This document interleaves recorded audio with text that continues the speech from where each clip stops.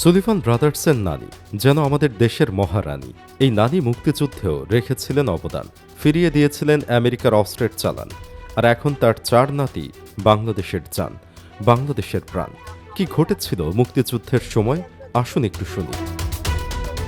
1971 সালে আমেরিকা থেকে একটা জাহাজ অস্ত্র নিয়ে পাকিস্তান যাচ্ছিল।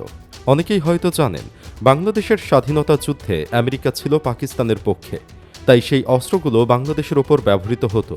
এই খবর ছড়িয়ে পড়ল তখনকার বাংলাদেশি কমিউনিটির কাছেও। বাংলাদেশিরা তো আমেরিকাতে থেকেও বাংলাদেশের পক্ষে কথা বলে যাচ্ছিল।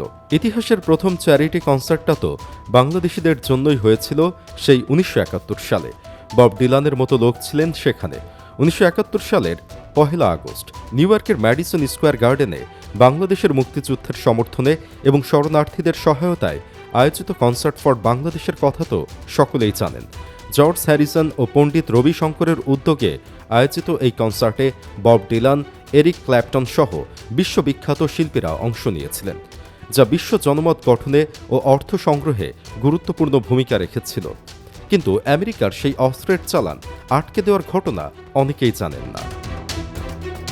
সে সময় সুলতানা নামের এক ইয়াং মেয়ে তখন আমেরিকায় পিএইচডি করছিল। সে তার কিছু বন্ধু মিলে সেই জাহাজ যাতে ফিলাডেলফিয়া থেকে পাকিস্তানে না যেতে পারে সেটা নিয়ে প্রতিবাদ করে।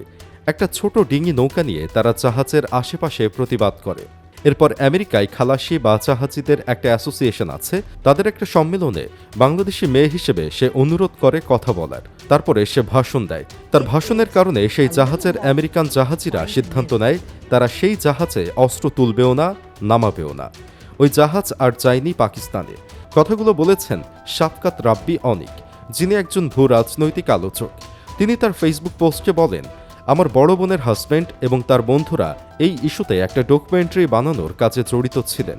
এই সুলতানাই নাকি আজকের 86 বছর বয়সের নানু, যার কারণে বাংলাদেশ রোনান এবং ডেকলান সুলিভানকে বাংলাদেশ দলে পেয়েছে। এই কথা শুনে অনেকেই অবাক হয়ে যান। কে এই সুলতানা? 1971 সালে তিনি কিভাবে এত বড় অবদান রাখলেন? সুলতানা আলমের ব্যাপারে আলোচিত ফুটবল আলোচক সাবিত হক তার ফেসবুকে লেখেন, সুলতানা আলম ইরা আপা, সুলিভানদের নানি। এই একটা মানুষের জন্যই ওরা বাংলাদেশের হয়ে খেলছে।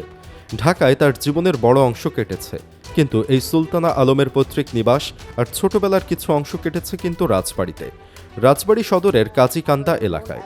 বাবা এসকে আলম ছিলেন ঢাকা মেডিকেলে কর্মরত সার্জন। সুলতানার পড়াশোনা আর সংস্কৃতি চর্চা চলত সমানতালে। পাকিস্তান আমলে গোল্ড মেডেল পেয়েছেন দুবার। 1961 সালে ফুল স্কলারশিপ নিয়ে আমেরিকার ইউনিভার্সিটি অব পেনসিলভেনিয়াতে গিয়েছেন। এরপর কাজ করেছেন জাতিসংঘে, থিতু হয়েছিলেন যুক্তরাষ্ট্রে। সুতরাং এখান থেকেই বোঝা যাচ্ছে আমেরিকায় তার এমন স্ট্যান্ড নেওয়াটা মোটেও বাড়াবাড়ি বা কেচ্ছা কাহিনী না। সুলতানা আলম এখন বাংলাদেশেই থাকেন বেশিরভাগ সময়।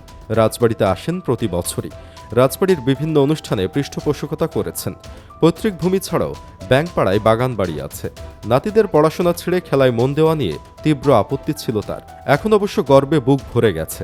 দুই নাতি রোনান আর ডেকলানকে নিয়ে স্বপ্ন দেখছে পুরো বাংলাদেশ ফুটবলই। সুলিভানদের বাবা, মা, দাদা, দাদি, নানা কেউই বাংলাদেশি নন। শুধু নানিরই সুতো বাঁধা লাল সবুজের সাথে। বৃদ্ধা এখন ক্যান্সারের সাথে লড়ছেন, তবুও অদ্ভুত জীবনী শক্তি নিয়ে মালেতে নাতিদের খেলা দেখতে গিয়েছিলেন। নানি দেশ ছেড়েছিল বলে রোনাল্ড ডেকলান এখন আমাদের। কি অদ্ভুত বৈপারিত্য! দেশ, নাগরিকত্ব, পাসপোর্ট, কেমন গোলমেলে জিনিস। তবে সবকিছু এক সূত্রে গাঁথা ফুটবলে। রাজবাড়ি থেকে ফিলাডেলফিয়ার 9000 মাইলও তার শক্তির কাছে হারিয়ে যায়। রোনাল্ড ডেকলান আমেরিকায় বড় হতে পারে, ওরা তো আমাদেরই, ওরা বাংলাদেশেরই।